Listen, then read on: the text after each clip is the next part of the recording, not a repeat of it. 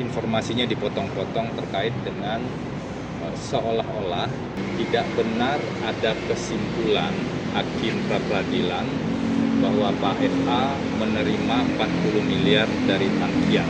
Masuk Pak FA, kami sudah diskusi, sekaligus juga tentu saja saya sampaikan kondisi terbaru terkait dengan putusan pra-peradilan nomor 134. Yang 134 ya, karena yang 135 kan baru diagendakan putusan hari ini. Pada prinsipnya dari respon yang disampaikan Pak FA dan diskusi yang kami lakukan, Pak FA menghormati putusan pengadilan tersebut, menghormati putusan pra-peradilan tersebut, meskipun memang setelah kami baca ulang, kami sudah lakukan transkrip ya dari putusan pra-peradilan itu.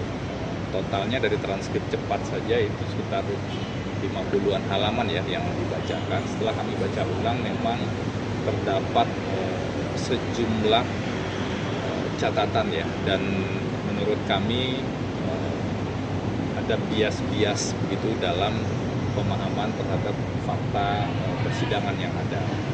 Tetapi karena itu sudah diputus, maka kami menghormati putusan pra-peradilan tersebut. Pak FA juga sebagai penegak hukum, beliau paham betul bahwa terlepas dari setuju atau tidak setuju terhadap produk pengadilan, maka tetap harus dihormati karena itulah yang mengikat secara hukum. Itu yang pertama. Yang kedua, kami sekaligus juga ingin mengklirkan beberapa catatan yang tampaknya keliru atau tidak tepat gitu dipahami ketika itu di informasinya dipotong-potong terkait dengan seolah-olah hakim memutus atau mengatakan Pak FA menerima 40 miliar. Jadi kami tegaskan, kami sudah baca ulang transkrip putusannya, tidak benar ada kesimpulan hakim pra-peradilan bahwa Pak FA menerima 40 miliar dari Tankian. Yang benar adalah hakim pra-peradilan mengatakan ada bukti BAP atau potongan keterangan dari Tankian yang diajukan di proses pra-peradilan oleh termohon, yang intinya Tankian mengatakan dia memberikan uang yang ekuivalen jumlahnya dengan 40 miliar terhadap seseorang bernama Ferry. Itu bunyi ya di bukti tersebut, Tankian memberikan uang pada seorang bernama Ferry, dan tidak disebutkan sama sekali di sana bahwa Tankian memberikan uang pada FA. Jadi itu perlu kami clearkan, tidak disebutkan sama sekali di sana Tankian memberikan uang pada FA. Bahkan hakim juga mengatakan tidak bisa menyimpulkan apakah FA menerima atau tidak menerima uang tersebut. Jadi itu baru pengakuan dari satu sisi Tankian memberikan uang pada seseorang bernama Ferry. Itu tentu perlu kita clearkan karena seolah-olah narasi atau isu yang berkembang adalah pemberian uang tersebut pada FA. Itu kami clearkan, hakim tidak pernah mengatakan dan menyimpulkan seperti itu. Itu jelas sekali di transkrip putusan pra-peradilan, silahkan juga bisa diulang videonya. Bahkan hakim tegas mengatakan tidak menyimpulkan dan itu masuk ranah pokok perkara. Jadi silakan diuji saja nanti pada pokok perkara. Sehingga kita betul-betul perlu hati-hati untuk menyimak dan menyampaikan informasi agar ini bisa jadi edukasi yang baik pada publik.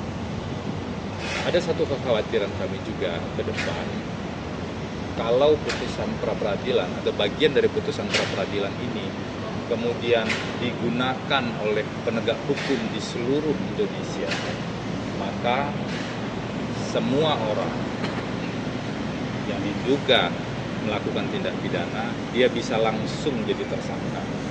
Semua orang, siapapun itu, bisa langsung jadi tersangka oleh penegak hukum, baik tindak pidana khusus ataupun tindak pidana umum, tanpa seseorang tersebut diberikan kesempatan untuk mengklarifikasi atau diperiksa terlebih dahulu. Inilah yang kami sebut bahwa proses pengujian di pra-peradilan itu bukan sekedar soal satu orang, tetapi kalau ini diterapkan secara massal, penafsiran yang menurut kami keliru tersebut, itu maka semua orang bisa jadi korban, menjadi tersangka tanpa harus diperiksa terlebih dahulu, tanpa harus diberikan hak untuk menjelaskan dan mengklarifikasi. Tentu saja kita tidak ingin hal ini terjadi. Karena itulah, terlepas dari putusan pra-peradilan yang sudah dibacakan kemarin, kami juga berharap untuk perbaikan ke depan ini betul-betul perlu penguatan, ada concern dari pihak Mahkamah Agung dan juga ada perhatian dari pembentuk undang-undang agar ada kepastian hukum terhadap semua orang yang potensial jadi tersangka tanpa diberikan hak untuk mengklarifikasi atau menjelaskan apa yang sebenarnya ia ketahui atau bukan ia lakukan. Kalau isu tentang Pak FA-nya kan sudah selesai di pra-peradilan 134 terkait dengan hal itu. Tetapi ada kekhawatiran yang lebih besar kalau pertimbangan putusan penetapan tersangka tanpa pemeriksaan calon tersangka ini diterapkan oleh seluruh penegak hukum, maka begitu banyak orang yang akan jadi korban. Jadi itu concern kami. Silakan. Pra-peradilan pemohon ditolak untuk seluruhnya, maka berdasarkan ketentuan hukum acara yang berlaku dalam pemeriksaan perkara pra-peradilan, biaya perkara yang timbul dalam perkara akuo dibebankan pada pemohon memperhatikan Undang-Undang Nomor 20 Tahun 2025 tentang Kitab Undang-Undang Hukum Acara Pidana serta peraturan lainnya yang bersangkutan. Mengadili dalam eksepsi menolak eksepsi termohon 1, termohon 2, dan turut termohon untuk seluruhnya. Menimbang pasal 60 ayat 1 menghubungkan sahnya penetapan tersangka dengan hasil penyidikan yang didasarkan pada paling sedikit dua alat bukti sebagaimana telah dipertimbangkan persyaratan tersebut telah terpenuhi. Menimbang bahwa pemberitahuan dalam jangka waktu tertentu merupakan kewajiban penting karena memungkinkan tersangka segera mengetahui kedudukan hukumnya dan mempergunakan hak-haknya. Akan tetapi kewajiban pemberitahuan secara logis lahir setelah surat penetapan tersangka diterbitkan.